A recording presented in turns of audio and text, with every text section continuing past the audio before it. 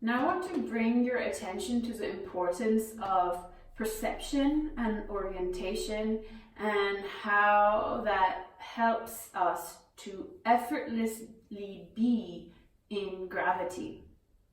Okay, so we have the force of gravity acting on us in a constant way. Right? That's the only constant thing in our life that never changes. There's always gravity, and we're beings walking and sitting in gravity. Okay, we should not forget that there's always a force acting upon us and pulling us down towards the earth. Okay, and how is it that this body comes to this erect posture while there's always something, a force applying and pulling it down, right?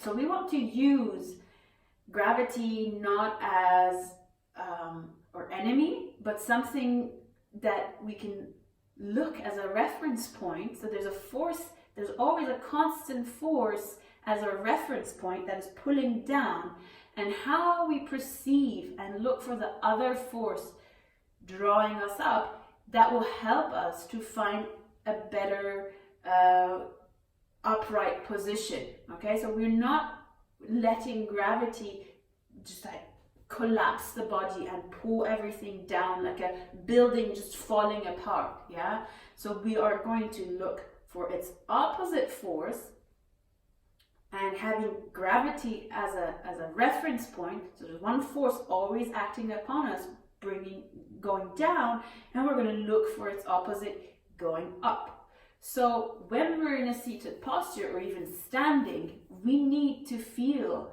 that orientation towards the sky as well. Okay, so we are rooted, our feet are rooted, but our head is oriented towards the sun, towards the sky. Okay, and when we're sitting, it's the same thing. We need the reference point of the ischion being grounded, because when I'm seated, my feet become my hip sit bones. So I need to ground them. If I tilt the pelvis posteriorly, I will lose the reference. I will lose my feet. I have no root. I have no feeling of being grounded now. It's just like everything is, collapsing.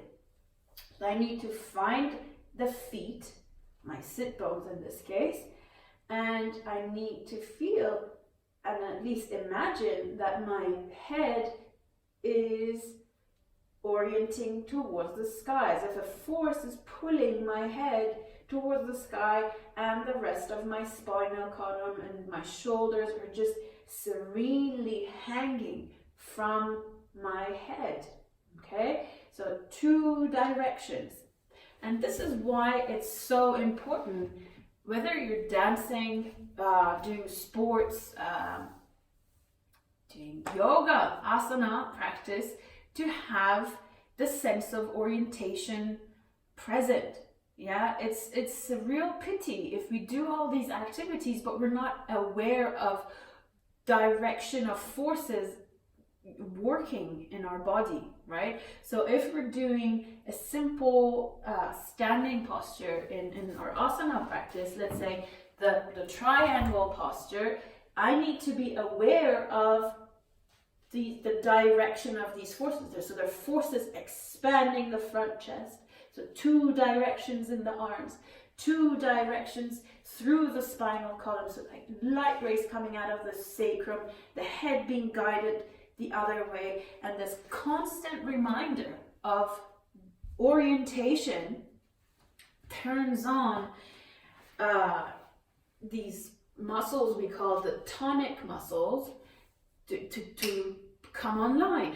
And just the perception of imagining these opposite forces turns on really deep muscles, which in reality are our core muscles. So core muscles are not these superficial abdominal muscles that you will see in many fitness videos, people doing crunches and training the obliques and like, building deep core muscles. That's a misunderstanding. So the real core muscles are multifidus, these tiny muscles between each vertebra, the transversus abdominis, soleus, these are the deep core muscles, right?